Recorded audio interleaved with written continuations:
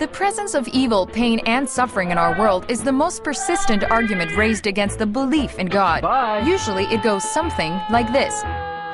Put your hands up now! An all-knowing God would know evil exists. An all-loving God would want to prevent evil from existing.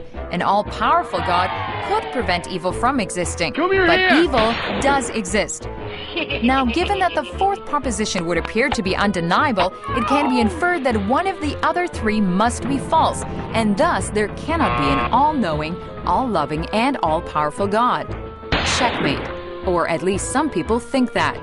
However, not too long ago, an American philosopher named Alvin Karl Plantinga put forth a new proposition that is intended to demonstrate that it is logically possible for such a God to create a world that does contain evil. This is how he summarized his defense. A world containing creatures who are significantly free and freely perform more good than evil actions is more valuable, all else being equal, than a world containing no free creatures at all. Now, God can create free creatures, but he can't cause or determine them to do only what is right. For if he does so, then they aren't significantly free after all. They do not do what is right freely. To create creatures capable of moral good, therefore, he must create creatures capable of moral evil. And he can give these creatures the freedom to perform evil and at the same time prevent them from doing so. C.S. Lewis would agree, saying, "Imagine a wooden beam became soft as grass when it was used as a weapon, and the air refused to obey me if I attempted to set up in it the sound waves that carry lies or insults.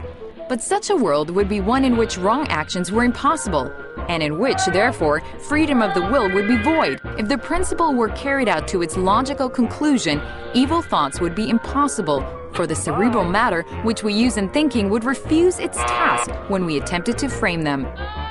Continuing his defense, Plantinga says, "As it turned out, sadly enough, some of the free creatures God created went wrong in the exercise of their freedom. This is the source of moral evil." The fact that free creatures sometimes go wrong, however, counts neither against God's omnipotence nor against his goodness, for he could have forestalled the occurrence of moral evil only by removing the possibility of moral good. So, even though God is all-powerful, it is possible that it was not in his power to create a world containing moral good, but no moral evil. Therefore, there is no logical inconsistency involved when God, although wholly good, creates a world of free creatures who chose to do evil.